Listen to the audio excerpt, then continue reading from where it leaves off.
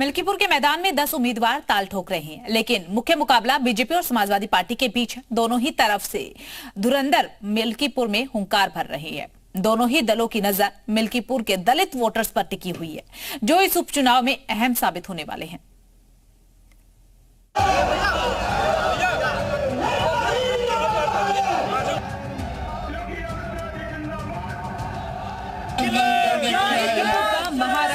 चुनावी जंग होगी बेहद भीषण।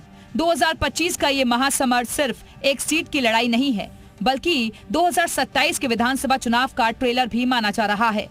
लोकसभा चुनाव के दौरान फैजाबाद सीट पर समाजवादी पार्टी के मिल्कीपुर से विधायक अवधेश प्रसाद ने बीजेपी के 2 बार से सांसद लल्लू सिंह को हराकर बड़ा उलटफेर कर दिया था।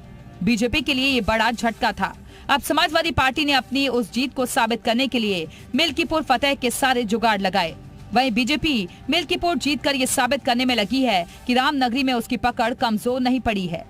मिल्कीपुर की सुरक्षित सीट की लड़ाई को साधने के लिए दलित समाज को साधना जरूरी है। इसके लिए बीजेपी और समाजवादी पार्टी दोनों ही तरफ से दलित दाव खेले गए। खुद को दलितों का हिमायती बताकर वोट मांगे गए। मिल्कीपुर के जातिगत समीकरण को देखकर समझा जा सकता है कि आखिर क्यों दोनों पार्टियां दलित वोट बैंक को अपने पाले में लाने की कोशिश में जुटी रहीं। मिल्कीपुर में 65,000 यादव वोटर हैं, वहीं पासी समाज के 60,000 वोटर हैं। गैर पासी दलित वोटर्स की बात करें तो इनकी संख्या 50,000 है।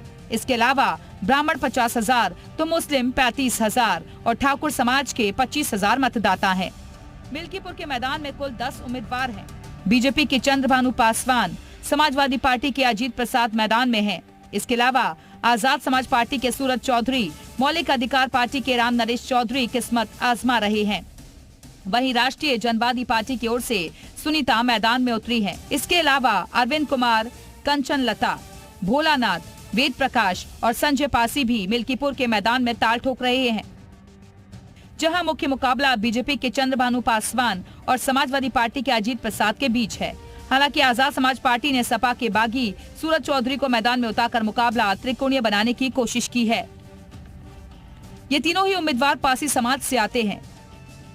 मिल्कीपुर के महारण में पासी और दलित समाज का वोट किसके पाले में जाएगा, उसकी जीत तय मानी जा रही है। जी मीडिया के लिए अयोध्या से प्रवेश पांडे की रिपोर्ट।